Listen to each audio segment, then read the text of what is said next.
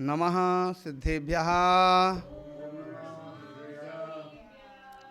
यस्य स्वयं स्वभावाप्ति रभावे कथन कर्मणा तस्मै संज्ञान रूपाय नमोस्तु परमात्मने।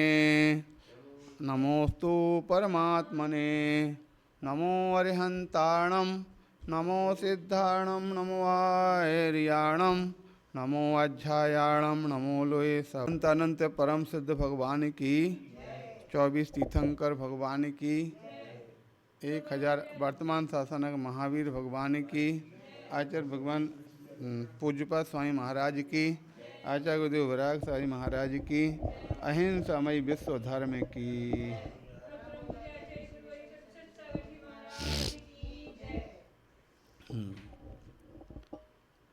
इस प्रकार से ग्रंथ है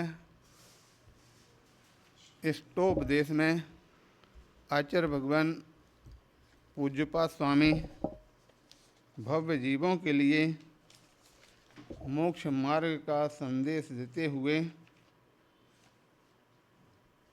कल्याण का पथ दर्शाते हुए क्रम क्रम से आगे बढ़ रहे हैं। और कल यहाँ पर आचार्य भगवान के द्वारा यह संदेश दिया गया था कि अपने अनादिकाल से जो इंद्रियों के व्यापार में आप भूले हुए हो, इंद्रियों का व्यापार कभी पूर्ण होता नहीं है। एक स्थान पर के रूपक बताया गया था कि जिस प्रकार से एक कोई सेठ अथवा मुनीम है, मुनीम के पास 5 फ़ोन रखे हैं, ठीक है। एक फ़ोन की घंटी बजती है, उससे पूरी चर्चा वार्ता कर नहीं पाता है, तब तक दूसरे की बजने लगती है। दूसरे को थोड़ा रोक की कोशिश करता है कि पहले की बात पूरी हो जाने दो, तब दूसरे तीसरे की घंटी बज जाती है। यहाँ तक कि कभी तीसरे की पूरी होती है तो चौथे की घंटी बजती है, चौथे की पूरी होती है तो 5वें की घंटी बज जाती है।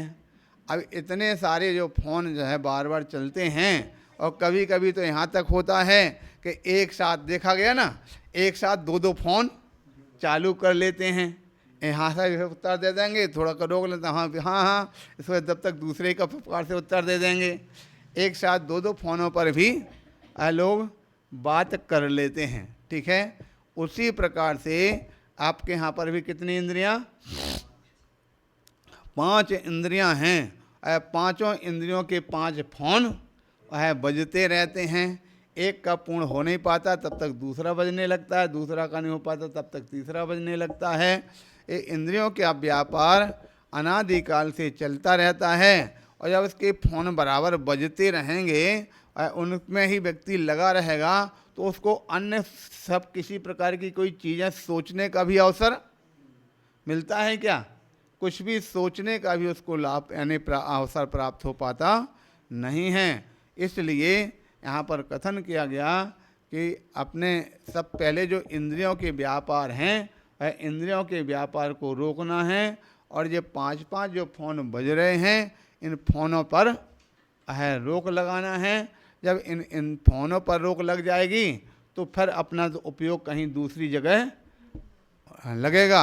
इसीलिए हमको लगता है जो यानी विशेष व्यापारी होते हैं, वो विशेष व्यापारी जो होते हैं उनके अपने काम बटे रहते हैं।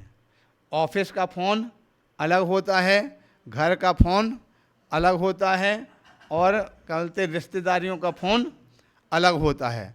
उन सबका समय भी अपना अपना अलग रहता। ऑफिस के समय जो है 10 बजे से लेकर के शाम को 8 बजे तक, उस समय पर ऑफिस के फ़ोन को अटेंड करेंगे। शेष समय पर कितना भी बजता रहे उसको उठाएंगे भी नहीं। पहली बात तो वहीं छोड़ करके आ जाएंगे, उसको उठाने की ज़रूरत नहीं है। वो व्यापार वाला काम व्यापार में छोड़ देते हैं। दूसरा रिश्तेदारियों का समय जो होता है, और रिश्तेदारी के समय में उनका इतना समय पर रिश्तेदारी में बात करेंगे, शेष समय पर नहीं करेंगे। तीसरे नंबर पर घर के लोगों का समय, घर के लोगों का समय जो जिस समय उतना पर घर पर रहेंगे, घर के लोगों से बात करेंगे तो उस समय पर जब ऑफिस का करना नहीं कर सकते हैं, जब ऑफिस में अगर होते तो उस समय पे घर के लोगों से भी बात नहीं करते, घर के लोगों का फ़ोन नहीं उठाते हैं। तो इस प्रकार से कहने का तात्पर्य है ये इंद्रियों के जो व्यापार हैं वो इंद्रियों के व्यापार को रोकना, किस समय पर कौन से व्यापार करना है, उस व्यापारों को जब हम रोकते चले जाते हैं तो हमारे लिए अवसर प्राप्त होता है किस चीज़ का, अपने बारे में कुछ सोचने का।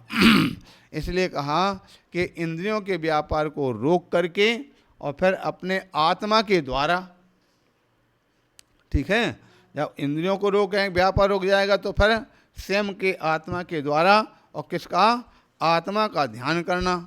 ये क्या है आत्मा के द्वारा आत्मा का ध्यान, ये तो हम पहली बार सुन रहे हैं, आगे चल करके आने वाला है इसका प्रश्न 25 नंबर के श्लोक में, ठीक है। जिस प्रकार से छठाला इत्यादि में पढ़ते हैं, जहाँ ध्यान ध्याता ध्येय को विकल्प बच भेद न जहाँ, ध्यान भी आत्मा का, ध्येता ध्येय भी आत्मा और ध्याने वाला भी आत्मा, ये तीनों के तीन जो है एक में ही घटित हुआ करते हैं। इसलिए ध्यान ध्याता और एक करते हुए तो हम अपने स्वरूप की ओर जब झुकते हैं, स्वरूप में लीन होते हैं, तब हमारे लिए अपने आत्म स्वरूप का ज्ञान और उसकी प्राप्ति हो सकती है। इस प्रकार का यहाँ पर व्याख्यान आचार्य भगवंत के द्वारा किया गया है और उसी का और विशेष व्याख्यान करते हुए अगले श्लोक में कहा जा रहा। तो निकालते हैं कितने नंबर का, 23 नंबर में यहाँ कथन किया, क्यों ऐसा करने में क्या होता है। तो बहुत अच्छा श्लोक दे दिया, उसमें आगे अगले वाले श्लोक क्या कहते हैं, बोले अज्ञानोपस्थिरज्ञानम, अज्ञानोपस्थिरज्ञानम ज्ञानम ज्ञानी समाश्रयः, ज्ञानम ज्ञानी समाश्रयः ददाति यत्तु यस्यास्ति, ददाति यस्तु यस्यास्ति सुप्रसिद्धिमिदं वचः, सुप्रसिद्धिमिदं वचः। बन जाएगा, बहुत सरल है ये भी, फिर से पढ़ते हैं। अज्ञानोपास्तिरज्ञानम ज्ञानम ज्ञानी समाश्रयः ददाति यस्तु यस्यास्ति सुप्रसिद्धमिदं वचः। मूर्ख की सेवा दे अज्ञान, ज्ञानी की देती है ज्ञान, देता वह जिसके जो पास, जग प्रसिद्ध होती यह बात।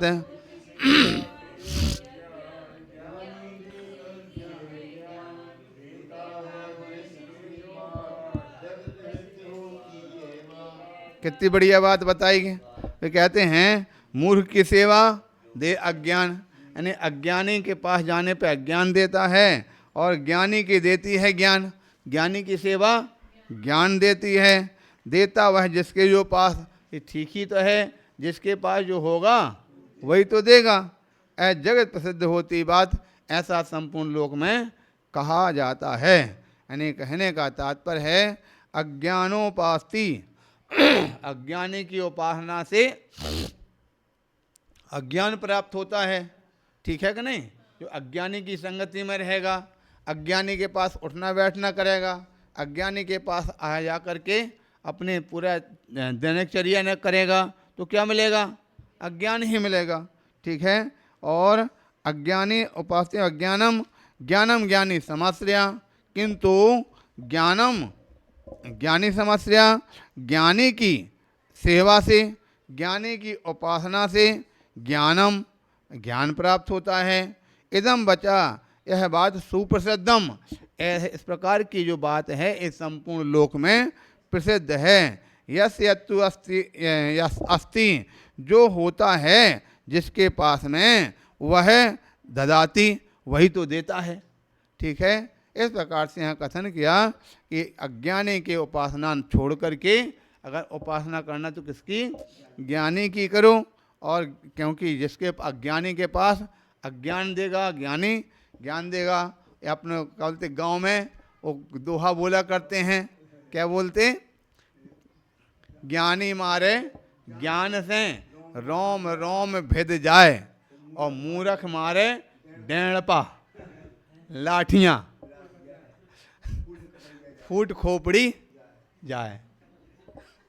अब वो अपनी शुद्ध भाषा जैसे वो बोल देते, अब थोड़ा सा सुधारना कर पड़ता। ठीक हो गया।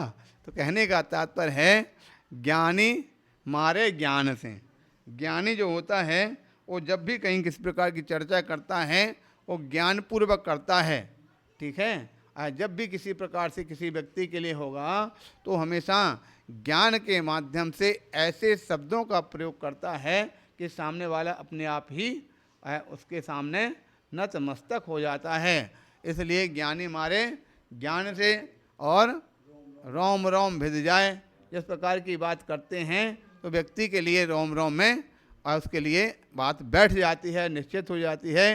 किंतु अगर मूर्ख के सामने इस प्रकार की बात करते हैं तो लाठी उठा करके मारता है तो खोपड़ी फूटती है, टांग टूटती है, अथवा कुछ भी हो सकता है। तो इस प्रकार से यहाँ ज्ञानी और अज्ञानी।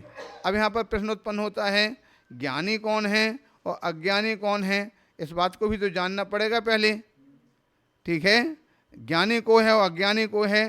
तो हाँ, ज्ञानी अज्ञानी कोई व्यक्ति की बात कर रहे हैं क्या?